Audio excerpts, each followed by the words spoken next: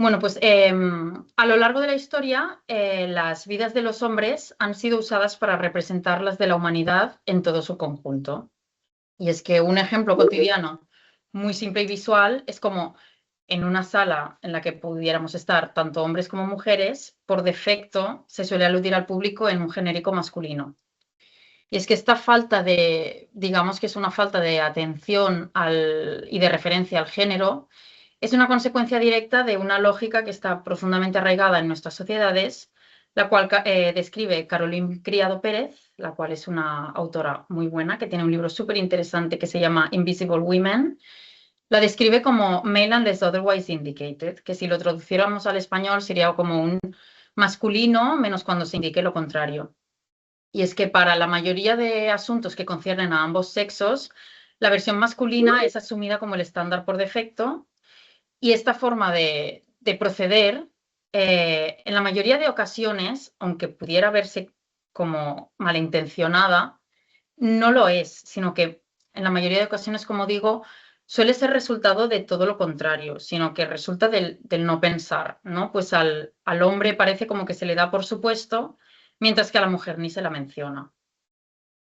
La normalización y aceptación, en el fondo, de esta manera de pensar acaba afectando la vida de las mujeres en todos y cada uno de sus ámbitos, pero hoy vengo a discutir cómo el de la salud quizás es uno de los más letales.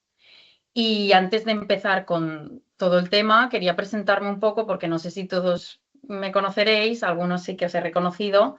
Soy Natalia, soy biomédica especializada en inmunoterapias y desarrollo de medicamentos. Y bueno, me uní a ERNI realmente hará unos 8 meses. Estoy en ERNI Barcelona trabajando para Roche como QA manual. Entonces, bien. Pese a representar a la mitad de la población mundial, las mujeres estamos notablemente subrepresentadas y pobremente caracterizadas en muchísimas de las bases de datos relacionados con la salud y la enfermedad. Y en esta charla lo que quiero es presentar parte de toda esta evidencia que demuestra la existencia de esta brecha de género, cómo las suposiciones y concepciones erróneas sobre las mujeres y nuestra salud han sido establecidas como verdades a pesar de haber estado obtenidas en datos obtenidos de manera sesgada, como toda esta base de conocimientos que son simplemente irreales o ciegos al género es estudiada en las universidades por doctores y doctoras y cómo todo esto en su conjunto se acaba traduciendo en una mayor pobreza sanitaria para las mujeres. Pero antes de empezar, quiero hacer 2 apuntes, y ya es lo último. Y es que el primero es que quería clarificar que me voy a estar refiriendo a las mujeres en todo su conjunto, sin profundizar en subclasificaciones como la etnia o la clase social, pues debido al tiempo y, sinceramente, a falta de conocimientos, creo que esto añade una capa de complejidad al asunto que hoy en día no puedo discutir. Y el segundo es que en muchísimos de los artículos en los que he basado esta presentación, los términos género y sexo se intercambian como si fueran lo mismo cuando no lo son exactamente. Pero bueno, para mantenerme un poco fiel a las fuentes y demás, puede ser que durante la presentación ocurra lo mismo. Pues bien, empecemos. Para todos aquellos que no vengan del mundo biomédico, quería hacer una pequeña explicación sobre cuáles son las diferentes fases de desarrollo y final comercialización de un medicamento novedoso. Entonces, no estamos hablando de biosimilares, que son aquellos que pretenden imitar los efectos de un medicamento que ya existe y ya ha salido, sino que estamos hablando de un medicamento que no existe o para tratar una enfermedad que no tiene medicamento para tratarla, etcétera. Entonces, la primera fase es la de descubrimiento y desarrollo de candidatos a medicamentos, en la cual miles de potenciales candidatos, ya sean moléculas, compuestos, proteínas, etcétera, son estudiados a nivel de laboratorio, en un nivel básico que se le llama, para obtener información sobre sus propiedades y comportamiento. Esto acaba resultando en un cuello de embudo, pues de estos miles de candidatos, pues se acaban quedando unos pocos, pues la mayoría se rechazan porque no son viables o porque se observa alguna característica que no es favorecedora a la hora de desarrollar el medicamento. De los pocos que pasan, ya entran en lo que diríamos que es una fase experimental, y la primera es la fase preclínica, la cual consiste en la experimentación a nivel celular, de tejidos o en animales. Y esto se hace para demostrar la seguridad del compuesto antes de poder pasar a experimentar en humanos. Entonces, diríamos que en esta fase como que se indaga particularmente en la seguridad y, es decir, la toxicidad y en el dosaje del compuesto. En el momento en el que los humanos entramos en juego, eso ya se llama lo que probablemente muchos habéis oído, estudio clínico o fase clínica del desarrollo, la cual se puede subclasificar en 4 subfases. Estudios fase 1, los cuales cuentan con pocos sujetos, que pueden ser tanto enfermos como sanos, y es para evaluar la seguridad y establecer la dosis de administración del compuesto. Luego se pasa a la fase 2, la cual cuenta con varios cientos de participantes, que ahora sí ya estamos hablando de enfermos para la condición de estudio, la enfermedad de estudio. Y en esta fase lo que se busca es evaluar la eficacia del tratamiento y los posibles efectos secundarios que pueda tener. Y finalmente, la fase 3, ya estamos hablando más de cerca de miles de participantes, que suelen ser, bueno, en los casos en los que se pueda, pues en enfermedades raras y demás, las normativas y demás varían un poco, ¿no? Pero en los casos en que se puede, ya hablamos de cerca de miles de participantes, los cuales son monitorizados durante un tiempo más extendido, que suele comprenderse entre el año y 4 años, en los que como he dicho, se hace el monitoreo de la eficacia y los efectos adversos, y además lo que se hace es comparar este candidato con todas las otras terapias estándar que ya existan, si es que existen, para esa enfermedad, para ver su lugar en el mercado, si realmente es mejor a lo que ya se tiene, etcétera. Tomando todas estas evidencias, las agencias reguladoras examinan rigurosamente el caso y deciden si aprobar la candidatura, digámoslo así, o no para su comercialización y uso para el tratamiento de la enfermedad en cuestión. Y el último de los subtipos del que os he hablado, que os he dicho que había 4, pero solo os he mencionado 3, es porque el cuarto ya forma lo que es la última fase, que es la fase de farmacovigilancia, la cual consiste en el monitoreo constante de todos estos reportes de efectos adversos que os he ido mencionando, una vez el medicamento ya es comercializado y administrado a la población. Pues bien, en todas y cada una de estas fases que acabo de describir, hay evidencias de sesgo de género. Y ahora, en esta presentación, quiero romperlas todas un poco y explicaros qué se ha visto. Bien, toda investigación, del tipo que sea, empieza con el planteamiento de una pregunta. Y ya no estoy hablando solo de cuestiones de la salud. Esta pregunta o esta duda se plantea en forma de hipótesis y esta hipótesis acaba siendo lo que es el kit de la cuestión. Pues todo va a ir enfocado o bien a confirmarla o bien a desmentirla. De manera histórica, las enfermedades y condiciones propias del sexo femenino o con claro predominio femenino no han generado, digamos, la misma curiosidad que aquellas propias del sexo masculino.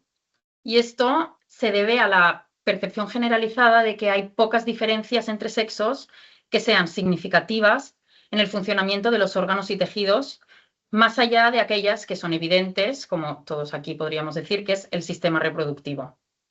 Sin embargo, hoy en día ya se puede afirmar con rotundidad que se han descrito diferencias sexuales en todos los tejidos y sistemas del cuerpo humano.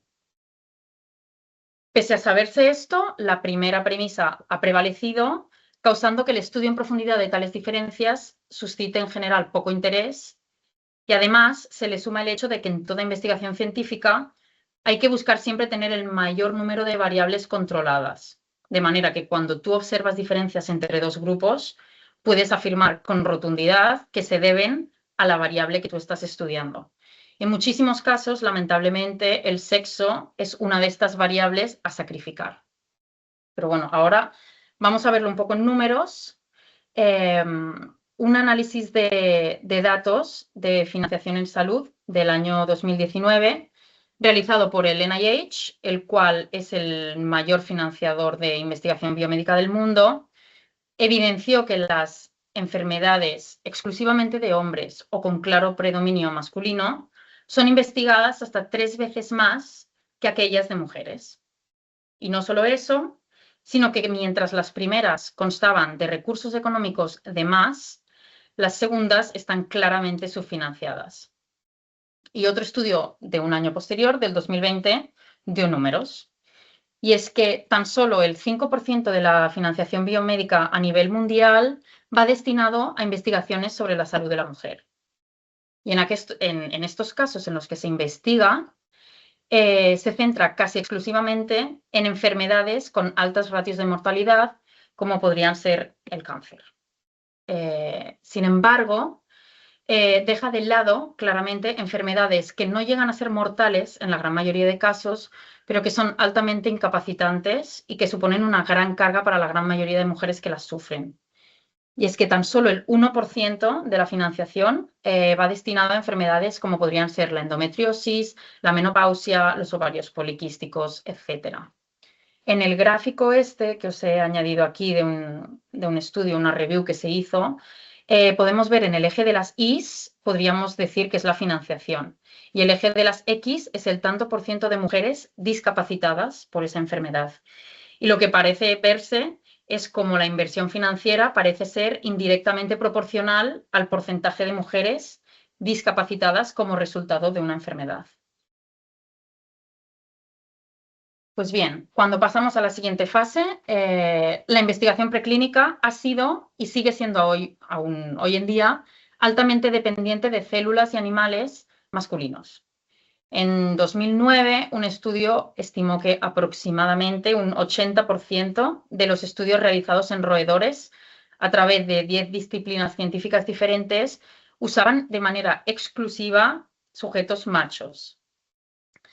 El sesgo de género a nivel preclínico no es siempre tan simple y tan sutil, tan poco sutil, perdón, como la completa exclusión de las hembras o sí, en este caso de las hembras, sino que hay diferentes estrategias o diferentes maneras en las cuales las mujeres se las hace de menos, ya sea, como he comentado, por la completa exclusión de hembras o células femeninas, por bien estar infrarrepresentadas en ratios que son claramente irreales y discriminatorias, por reportar los resultados experimentales sin mención alguna del sexo de los sujetos, lo cual es bastante alarmante y se ha visto que es particularmente habitual en esta fase, en la fase preclínica, o bien por, como he mencionado antes, considerar el sexo una variable a sacrificar y, por lo tanto, no considerarlo una variable a la hora de analizar los datos una vez han sido obtenidos.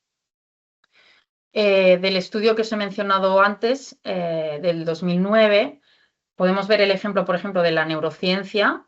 En el ámbito de la neurociencia se reportó que el 19% de los artículos revisados no mencionaba el sexo de los sujetos, es decir, no decía si había estudiado hembras, machos, los dos, nada.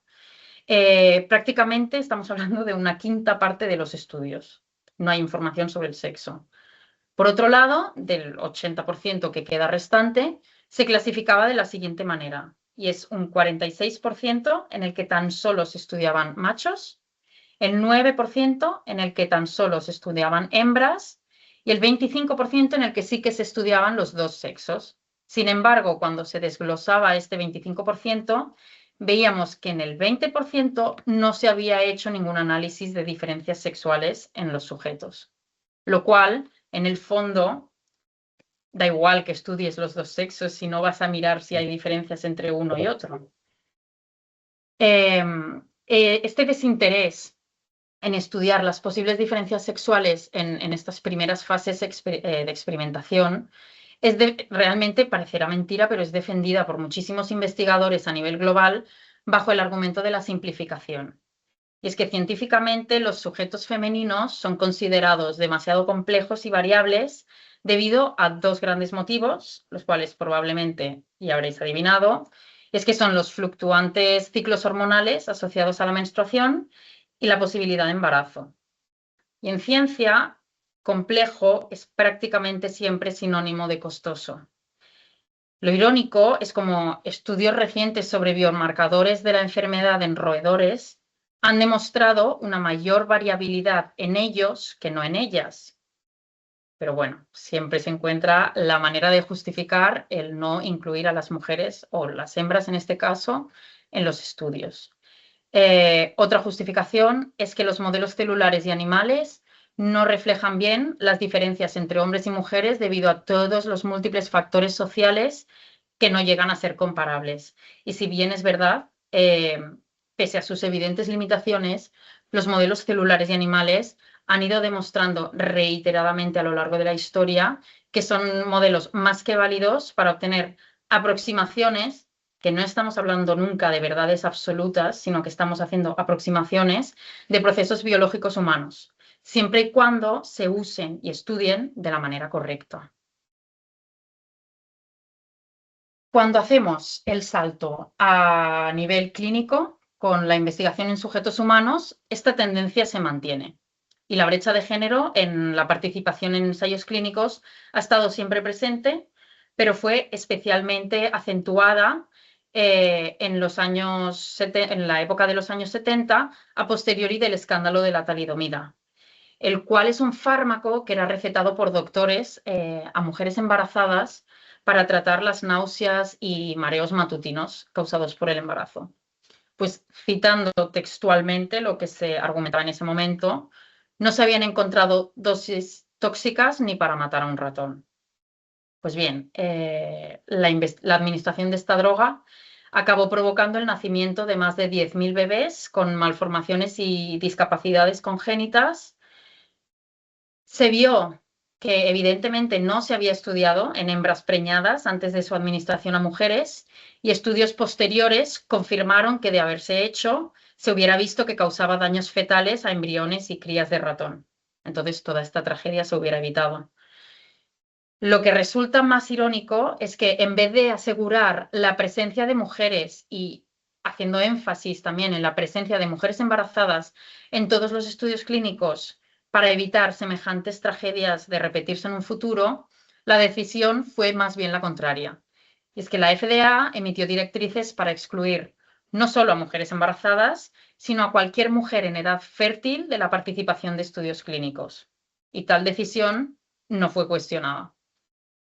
Por lo tanto, a raíz de ese momento, las mujeres han sido sistemáticamente dejadas de lado como sujetos de estudio en ensayos clínicos, ya sea por estar infrarrepresentadas o bien directamente excluidas.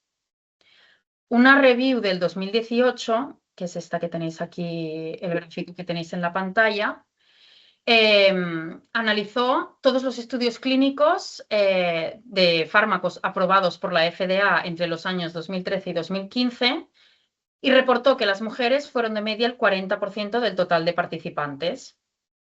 Y otro inciso que es importante hacer es que en muchísimas ocasiones, de ser evaluadas, a las mujeres se nos estudia en la fase folicular temprana de nuestro ciclo menstrual, que, para quien no lo sepa o no esté familiarizado, tampoco se va a extrañar de saber que es el momento en el que los niveles hormonales son más bajos y, de manera superficial, podríamos decir que nos asemejamos más a los hombres. Las mujeres representan el 55% de los adultos con VIH en los países en desarrollo, siendo las mujeres jóvenes 6 veces más propensas a estar infectadas a los hombres de su misma edad. Y, sin embargo, tan solo constituyen el 19% de los participantes en estudios sobre antirretrovirales, el 38% en estudios de vacunación y el 11% en investigaciones destinadas a encontrar una cura. Y esto es tan solo un ejemplo, vemos que no es la excepción. La brecha de género, sin embargo, es especialmente notable y trágica en el área cardiovascular, representando a las mujeres tan solo el 30% de participantes en estudios de este área terapéutica. Las enfermedades cardiovasculares, como probablemente muchos sabéis, son la principal causa de muerte a nivel mundial, tanto para hombres como para mujeres, y, sin embargo, está ampliamente demostrado cómo la prevalencia de estas condiciones en mujeres está infraestimada, su fatalidad es un 20% mayor que la de los hombres, lo cual va directamente asociado a una falta de reconocimiento de los síntomas, una menor hospitalización y diagnósticos inadecuados y tardíos hasta 5 veces más que los de los hombres. Aquí debajo lo que he querido es añadir una frase, la cual he encontrado en uno de los artículos que he estado leyendo, la cual yo creo que esclarece bastante la situación y dice lo siguiente. Las mujeres con enfermedades cardiovasculares también presentan síntomas alterados comparados con los de los hombres, los cuales consisten en atípicos dolores de pecho, náuseas, fatiga y falta de aliento. La prevalencia de infarto es mayor en mujeres que en hombres. Es decir, en dos frases seguidas de un artículo científico vemos cómo se denominan síntomas atípicos aquellos que son más habituales en la población que sufre más frecuentemente de infartos. Y esto es un poco la contradicción en la que vivimos en muchísimos temas de la salud.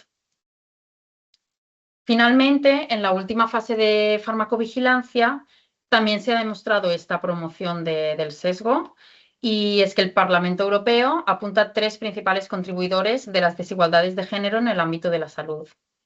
El primero es todas las barreras culturales y estigmas que aún prevalecen en la sociedad sobre enfermedades y condiciones que afectan particularmente a mujeres, como bien cualquier asunto relacionado con la salud reproductiva y el embarazo, y por ende el aborto, la menstruación, etcétera, enfermedades de transmisión sexual o enfermedades de salud mental, las cuales están muy fuertemente asociadas al sexo femenino.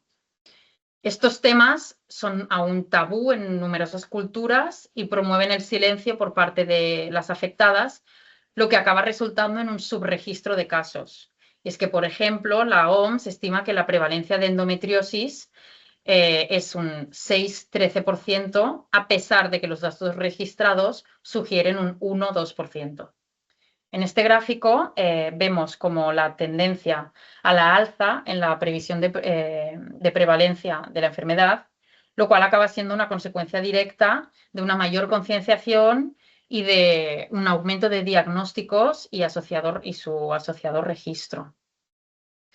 Debido a que la recolección y el registro de datos asociados a la salud de la mujer ha sido llevada a cabo de manera inconsistente y fragmentada, tanto en el espacio como en el tiempo, muchas de las bases de datos a nivel global para condiciones como, como he mencionado, la endometriosis, la menopausia, etcétera, se encuentran incompletas y con muchísimos gaps por cubrir.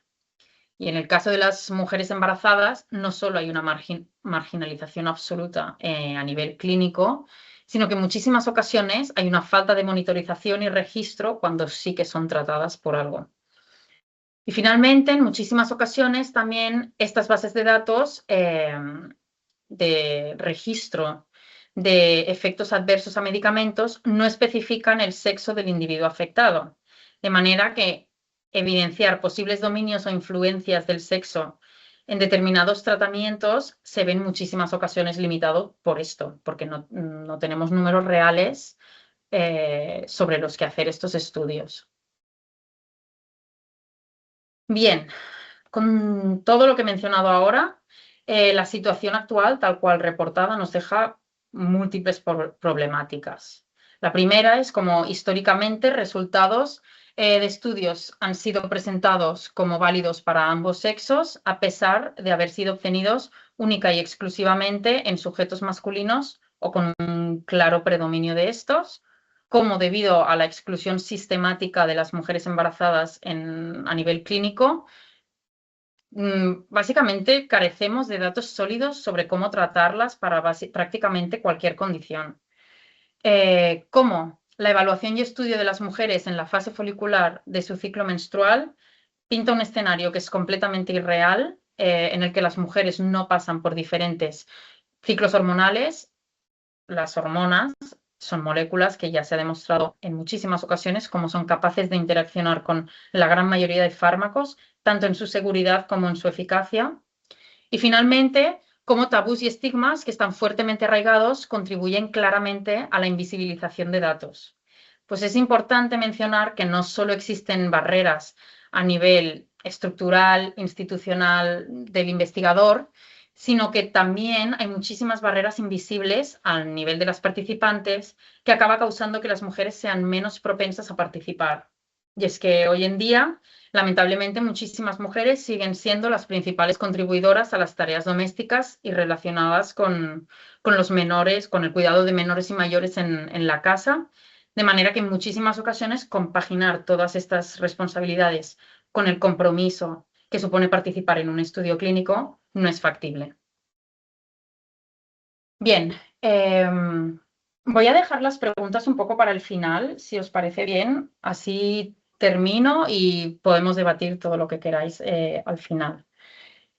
Llegados a este punto, es muy legítimo que nos preguntemos cómo es posible que después de tantos siglos o incluso milenios del interés, podríamos decir que visceral, ¿no?, que tiene el humano sobre comprender y quizás algún día llegar a dominar la salud, se sepa tan poco sobre la salud de la mitad de la población y no, o sea, parezca que no hay interés por saber. Es que la educación médica juega un papel clave en la consolidación y perpetuación de esta base de conocimientos erróneos sobre la salud de las mujeres. Y es que el sujeto por defecto de la gran mayoría de ejemplos y casos médicos es un hombre adulto de 70 kilos, blanco. Tenemos que añadir esto también. La medicina se ha excusado en la simplificación, como lo he mencionado antes, para justificar el uso de este sujeto modelo, considerando en muchísimas ocasiones a las mujeres como hombres más pequeños y entendiendo salud femenina exclusivamente como salud reproductiva, en vez de adaptar un enfoque que estudie las posibles diferencias entre subgrupos desde el principio. Se asume que lo que les vale a ellos, les vale a ellas, por lo menos hasta que se demuestre lo contrario. Y en estos casos, cualquier derivación de la norma establecida es considerada y catalogada como la variable, la excepción, lo atípico, como hemos visto con los síntomas del infarto, o incluso la anormalidad. La Mayo Clinic School of Medicine es una escuela bastante prestigiosa en Estados Unidos, escuela de medicina. Realizó en 2012 y 2021 la misma encuesta a sus estudiantes de medicina respecto a sus conocimientos en asuntos de medicina de género. Y lo que vieron es que en 2021, lo cual hace apenas 5 años, tan solo el 36% de las preguntas fueron respondidas correctamente por más de la mitad de los estudiantes. No solo eso, sino que se observó como en estos 8 años la percepción general sobre la cobertura de estas cuestiones en el aula había ido a peor por parte de los estudiantes.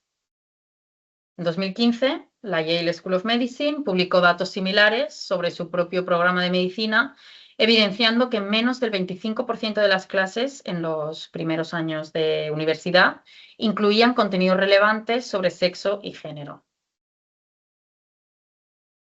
Otro hecho que promueve de manera silenciosa pero efectiva la brecha de la que estamos hablando es la representatividad. Y es que en manuales recomendados por 20 de las universidades más prestigiosas en Europa, Estados Unidos y Canadá, los cuerpos masculinos se han visto utilizados hasta 3 veces más que los femeninos para ilustrar partes neutras del cuerpo humano. Por lo tanto, de manera evidente, la falta de datos y conocimientos desagregados por sexo limita de manera crítica la capacidad de los profesionales sanitarios a la hora de ofrecer recomendaciones médicas adecuadas a las mujeres, lo cual podría explicar cómo, a pesar de vivir una media de 5 años más que los hombres, estas viven más años en estado de pobreza sanitaria. Y es que esta mala praxis médica se evidencia en casos como el de la aspirina, la cual, algunos ya sabréis, es rutinariamente prescrita en dosis diarias para la prevención de un primer infarto debido a su eficacia demostrada en hombres. Pues el estudio original de los años 80 fue realizado en 22.071 sujetos, los cuales todos eran hombres. No fue hasta el 2005, es decir, más de 2 décadas después, que se estudió el efecto en mujeres y se observó no solo como no tenía un efecto significativo, sino que podía llegar a resultar perjudicial para la mayoría de participantes.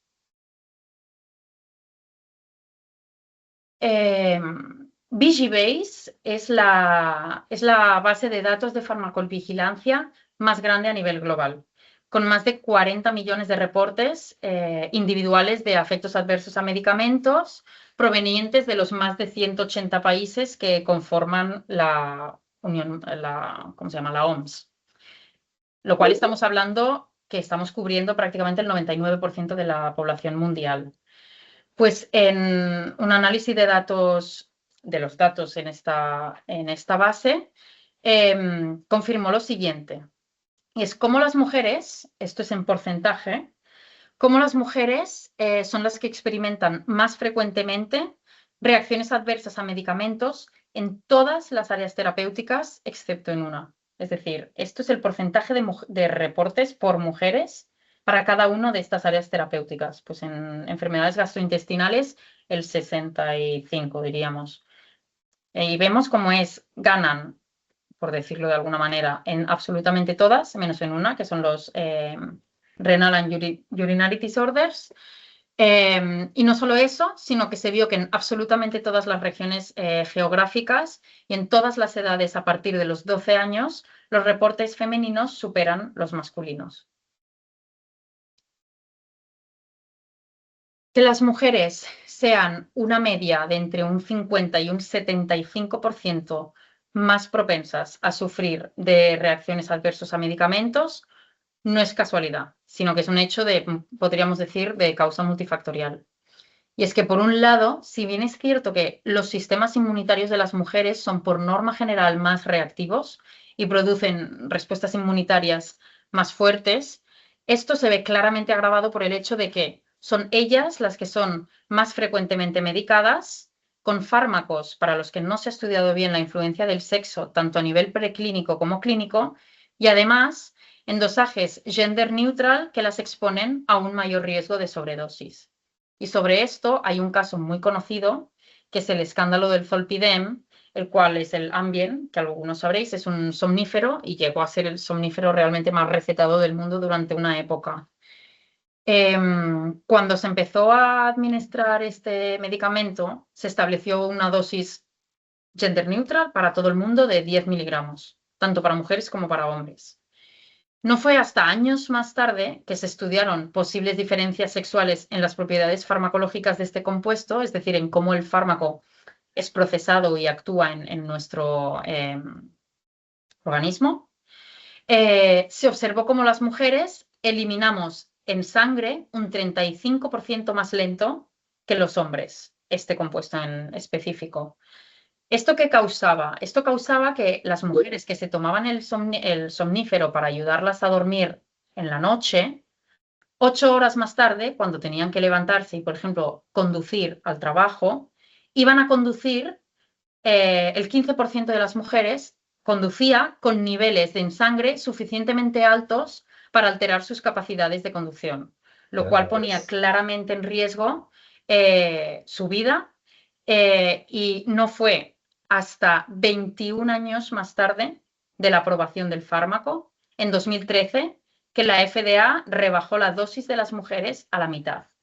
Es decir, durante 21 años a las mujeres se nos estuvo administrando el doble de la dosis necesaria de este fármaco en concreto. Pero aún así, no sé si os podríais llegar a imaginar cuál es el segundo efecto de medicamentos más frecuente en mujeres. Y es que simplemente, o sea, simple y llanamente, es que el medicamento no funciona. Este es el segundo efecto más común de un medicamento en mujeres, es que no tiene efecto ninguno. Lo cual, claro, yo cuando lo leí, a mí esto me voló un poco la cabeza, ¿no? Y hace que te plantees un montón de preguntas como ¿cuántos fármacos que serían eficaces en mujeres han sido descartados en ensayos clínicos porque no funcionaban en hombres? ¿Y cuántos tratamientos nos estamos perdiendo realmente las mujeres hoy en día porque no mostraron suficiente efecto en las células masculinas en las que se estaba testeando?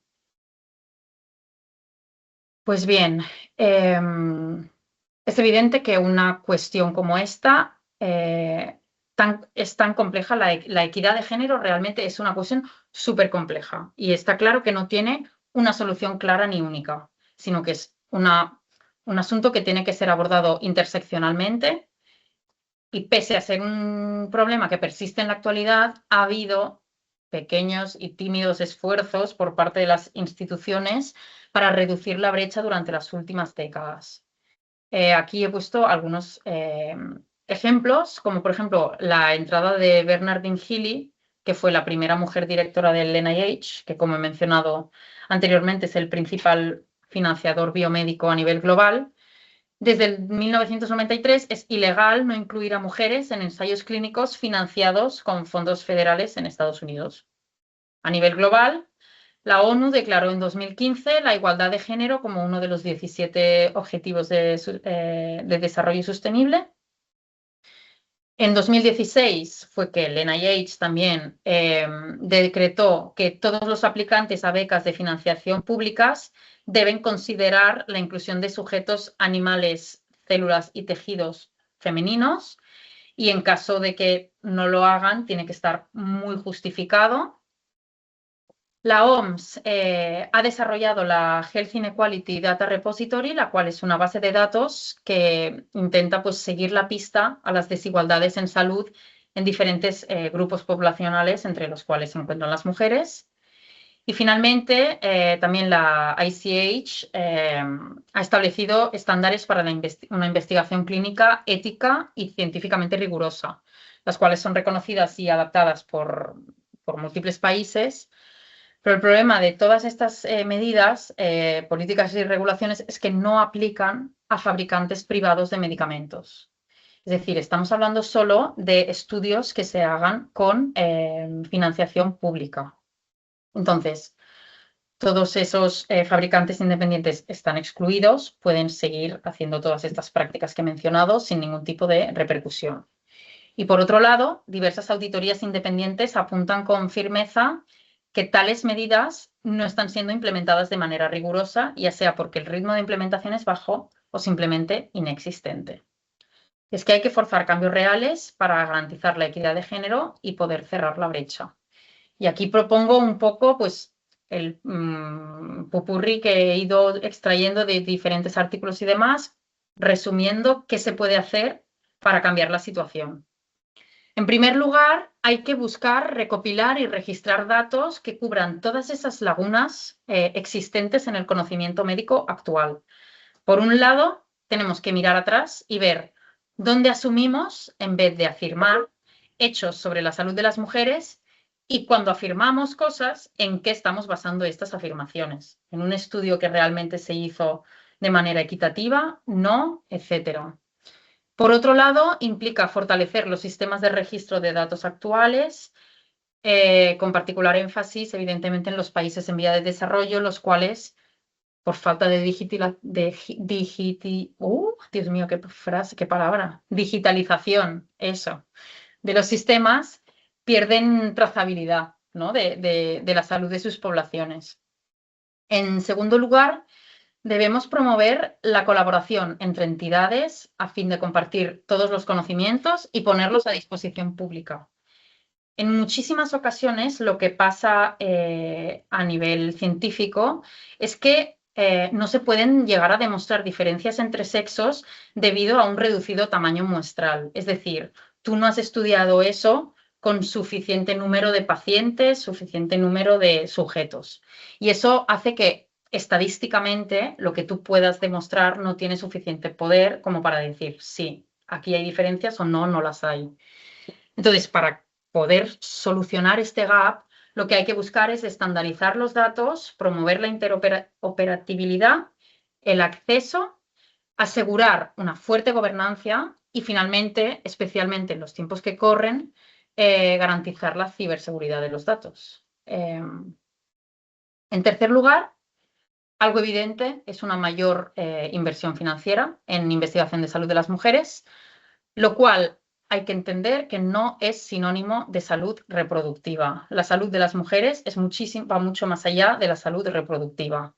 Hay que establecer estándares específicos para mujeres en biomarcadores y otros indicadores de enfermedades que son conjuntas de ambos sexos, pero hay que investigar posibles diferencias sexuales que no se hayan identificado hasta el momento. En cuarto lugar, todos los resultados de una investigación clínica deben presentarse con información demográfica que permita el análisis de los datos por subgrupos como el sexo. Y para conseguirlo, lo que tienen que hacer las entidades gubernamentales y organismos relevantes es exigir a los investigadores a la hora de aceptar sus resultados. Algo muy importante que a mí siempre se me ha recalcado a lo largo de la carrera y a lo largo de, bueno, de mi trayectoria profesional es que reportar que el resultado de un estudio es que no se observan diferencias entre sexos es igual de importante que reportar que sí que se observan. Es decir, rechazar una hipótesis es igual de importante que aceptarla al final. Un resultado negativo es un resultado. Lo importante es haber llegado a ese resultado. Es con seguridad afirmar lo que estás afirmando. Y por último, en la era de la genómica y la medicina personalizada, el sexo debe considerarse una variable en todas las fases de investigación clínica, pues es crucial para determinar la efectividad de un tratamiento. Pues bien, con esto concluyo la presentación. Recordar que ya se han identificado diferencias sexuales en todos los tejidos y sistemas del cuerpo humano, lo cual demuestra que las mujeres no son simplemente hombres más pequeños, sino que la brecha de género en los sistemas de salud y la investigación clínica se tiene que abordar. Pues no solo estamos perdiendo el potencial de realizar innumerables descubrimientos científicos, ya que siempre las diferencias entre grupos son indicadores iniciales para nuevas investigaciones y no deben interpretarse para nada como un punto y final a una investigación o una excusa para abandonarla. Y hay que seguir sino que seguiremos poniendo en riesgo la vida de las mujeres si no abordamos todos estos asuntos. Y la vida de las mujeres al final acaba siendo la vida pues, de la mitad de la población, por lo que no puede ser ignorada. Y hasta aquí la presentación. Lo que tengo puesto es la bibliografía. Si alguien está muy interesado en el tema, yo le paso muchos artículos, muchas cosas y nada, ahora pues abrir debate, quien tenga alguna duda, pregunta, me gustaría oír lo que opina la gente, lo que sabéis y demás.